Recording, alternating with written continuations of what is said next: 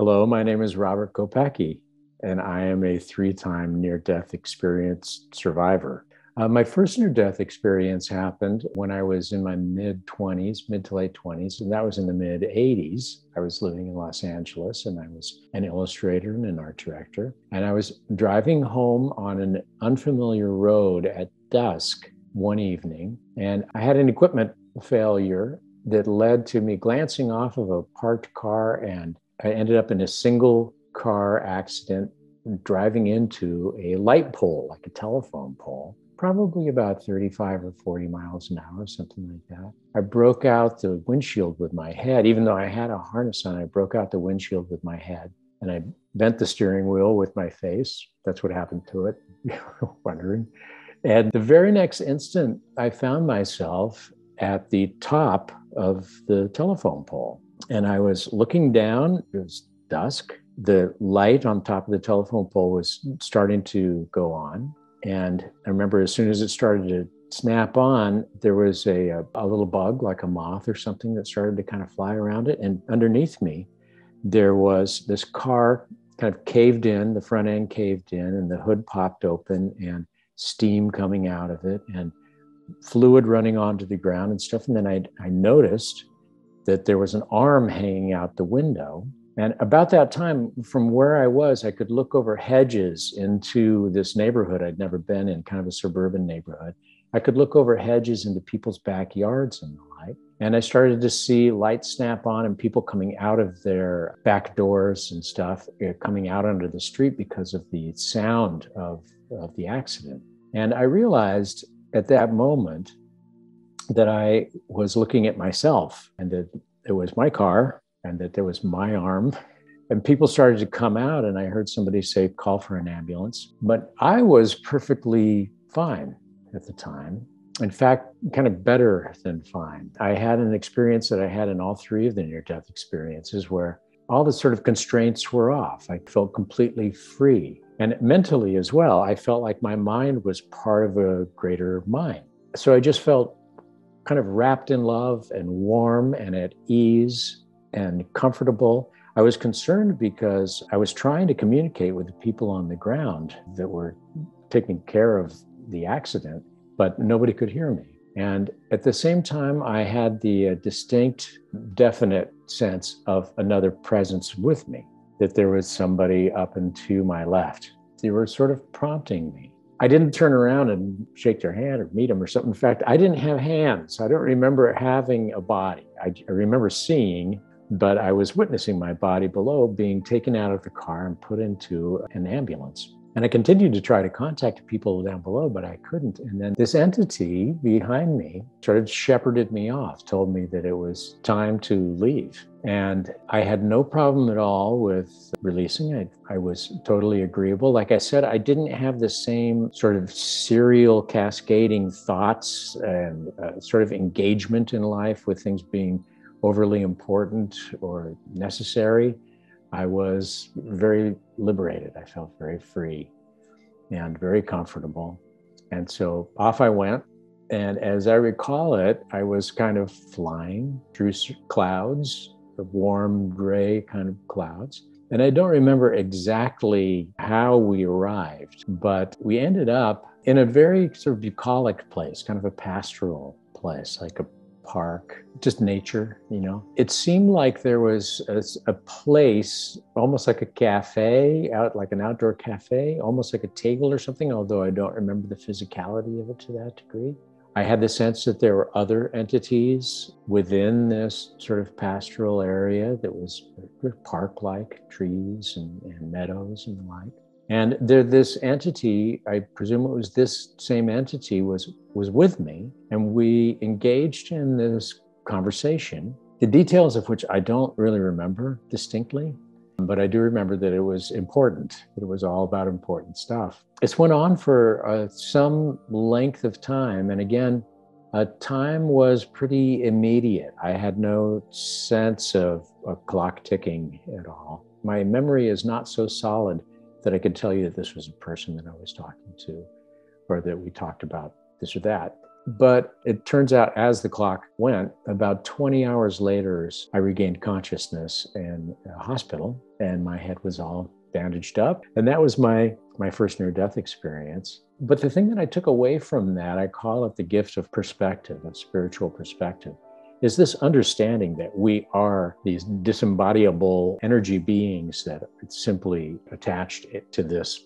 body in this plane, in this materiality. So I'm always able to relate to life now with that kind of spiritual perspective, seeing people as being these carriers of this consciousness and this sort of packages of karma that filter through the experience of this life, through this body and its constraints. My second near-death experience happened about 5 or 6 years later. I had had a marriage end and I had moved to New York City, and I was doing my career rather successfully there. At the time, I was very busy, but I also lived a riotous lifestyle. I was pretty no holds barred and kind of self-destructive, and it ended up in this particular circumstance where I had this kind of series of physical breakdowns that happened in a fairly short period of time. I'd been just pushing myself too hard, and I started to break down, to kind of fall out. And I realized that I was at a party, and I didn't live far away. I made it back to my apartment, but as soon as I walked in the door, I really started shutting down. And I fell onto the floor with my head propped against the wall. And I was with my girlfriend at the time, and she was very upset because I seemed to be in bad shape. And her voice started to elevate, and she started kind of crying and stuff. And as I was laying there, unable to really move from the neck down, unable to really feel my body, the room started to fill in with this brilliant sort of white cloud. Just very radiant white, like being inside of a bright white cloud. And once again, I did not feel alone. I felt like I had this entity behind me again. And once again, I was delivered to this place that had sort of no limitations. And also, I had that sense, it was maybe a little less this time, but I had that sense of my mind being part of a larger mind, of being rather limitless. This entity sort of directed me to look in a certain direction within this cloud, and something like a screen opened up as I looked into this white brilliance. And I started to witness these scenes from my life, not like a movie, but more like a box of time that I sort of re-entered. And so I was experiencing these in the moment, in real time. I can't tell you the exact details of them, although I have had recollections more as time has gone on about what I think happened in them, but I don't really include them too much in retelling the story because, like I said, I tell you the story that I remember like the next day. And the way that I remember it the next day is that each one of these life circumstances that I witnessed, each one of these scenes from my life, were of something important happening that I hadn't really been present for. Me injuring somebody and not realizing I was injuring them. Me being offered a great opportunity and being too fearful to take it, or being too arrogant, or for some reason just overlooking it. Each one of these were these circumstances where, had I been present, they may have been life-changing experiences, but I wasn't there for them. I was into my own stuff. I was worrying about myself and thought that I had things figured out a certain way, and this wasn't it, and et cetera, et cetera. And so after a little while of this, and I don't know how many of these scenes I witnessed, I came back from it by just starting to have the outside world enter into the cloud again. I started hearing the voice of my girlfriend, and she was really panicking. And I think it had been just a matter of maybe, 10 minutes or something kind of total. This was the only near-death experience I had where I wasn't hospitalized or given medical treatment. So this was totally anecdotal, although all spiritual experience is totally anecdotal, really. But the outside world started to penetrate in again, and the cloud that I was in started to kind of fade out, and the reality of the room, the sort of harshness and starkness of it, and the sharpness started to come back in, penetrate again, and I started to feel my body a little bit and come back into it. And the next thing I knew, I was just in the room again. My girlfriend was sobbing, and I was starting to feel my body from the neck down starting to move. And it took me about a half an hour or so to get so that I could stand back up and stuff like that.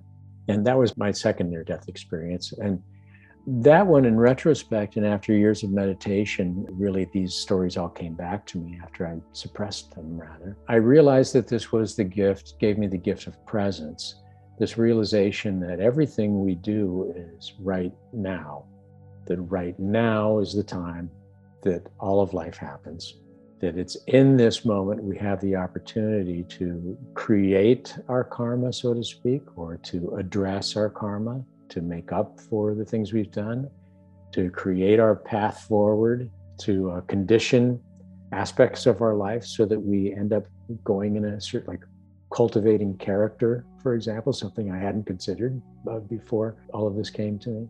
And so that gift of presence, of spiritual presence, of knowing that this moment is when life happens, whether you're alive or dead. I was in the afterlife, and it was still in this moment. This moment didn't change. I was there then, now. The third and hopefully last one, it's like, how many does it take?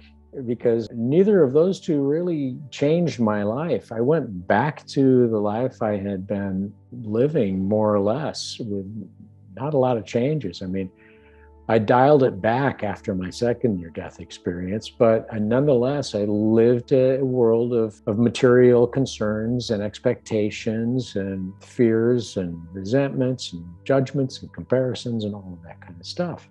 It didn't work very well for me. I continued to be successful and by a lot of standards. I left my life in New York City and I moved to the desert Southwest, to Arizona. And I was going to get married, and it was a Super Bowl Sunday. It was in a college town. And I went and watched the Super Bowl with some friends of mine. And afterwards I went out and there was a payphone. I called my fiance on a payphone. And as I was talking to her on the phone, a big, you call them skinheads, kind of a neo-Nazi kind of a kid, like a big guy who was drunk, came up and started to assault me. I had been going back and forth to New York, and I was dressed in kind of city fashion compared to a lot of the people around me. And so he kind of picked me out, I think, that way. And he started to assault me while I was on the phone.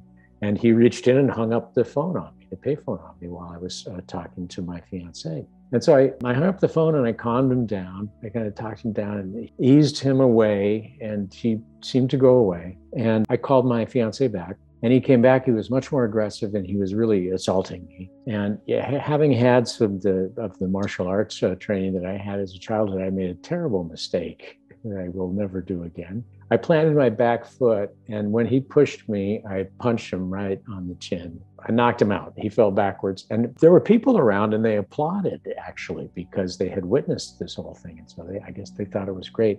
I immediately felt a little sick, a little worried. And so I got out of there. I had ridden a bicycle, so I jumped on the bike and I was taking off, and I didn't realize that this guy was not alone, that there was a van full of these kind of guys who had watched the whole thing, and they followed me for a while. I didn't know they were there, and they pulled up alongside of me and hit me in the back of the head as I was riding my bicycle with a tire iron or a crowbar, something like that, and knocked me headfirst into the street, into the gutter. And then apparently, according to the police report, which I didn't see for almost 2 years after that, they stomped and kicked me while I was unconscious, sort of back and forth from their van for a while. For me, this was sort of the most temporal of the near-death experiences I had. There was nothing sort of classically heavenly about it. The experience was of being maybe kind of underground or in sort of a womb-like chamber, and I was laying on my back, and I had entities around me, standing around me. Again, I felt safe and warm, cared for. I had a bad feeling that this was not going to last, that I wasn't going to remain safe. And I didn't really engage directly with any of these entities, but they were all kind of talking amongst themselves, and then came to me telling me that I had not gotten here when I was supposed to or the right way, and that I needed to go back. And I did not want to go back. I started struggling against it. I'd had it with all that. It was enough. But the way that I remember it, they lifted me up, and it was almost as though a whole bunch of hands pushed me through a kind of like a membrane, through a little wall kind of, and I kind of popped out on the other side of it. And when that happened, I opened my eyes. I was laying on my back in the street, and there was an emergency medical worker over me. And he looked down at me and then looked up to the guy that he was with and said, "He's back." That was my least favorite near-death experience. It was certainly the most painful one. But when I came back, I had no choice but to consider the fact that I was forced back into this life for some reason. Likewise, as with my other two, I tried to suppress that. And I went on with life after that and lived fairly, continued success. I moved back to New York, and I just really had a hard time sort of coming to terms with being a regular person anymore. Then I was present at 9/11, and I was in downtown Manhattan when it happened. And I had this intense sense of being surrounded by disembodied spirits. I remember standing on the street and thinking, well, this isn't normal. I don't think that most people are having this experience. They certainly didn't seem to be. But shortly after that, I got a small cabin on the upper Delaware River, which was really out in the middle of nowhere. And I essentially sat on a rock by the upper Delaware River for years. I developed a meditation practice, and I got heavily into reading about spirituality, into reading scripture and physics and religion and all kinds of subject matter that I had not been interested in at all up to that point. And as I sat on this rock and meditated about these things, this need to relate these experiences arose in me. And I was kind of called on to start writing. And I did. And I started putting up these essays about spirituality. And I find myself talking to a lot of people, helping a lot of people. I'm always mentoring a few people and trying to pass on these three lessons that I learned: the lesson of spiritual perspective, the lesson of spiritual presence, and the third lesson that I got from that final painful NDE, which was the spiritual purpose, that each of us is here for a reason. We are these packages of karma, and we have circles that we need to connect in our lives. Those are things that I talk about quite a bit now, and it's a great pleasure to have the opportunity to share them with you here now.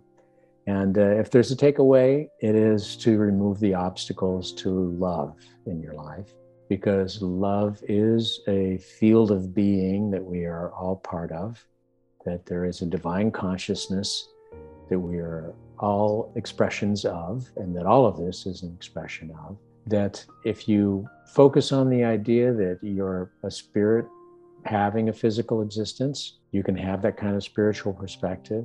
If you realize that now is always now in any life you'll ever have, now is when you can do what you need to do, then you'll have that spiritual presence. And if you know that I can't tell you why or what it is all about, but it is about something, and it's about our something. So you're here for a reason. You do something that nobody else can do. You can do something that nobody else can do. And that's your purpose. It might be right under your nose, but you need to live it. And those are my near-death experience stories. I hope you enjoyed them and got something from them. Thank you.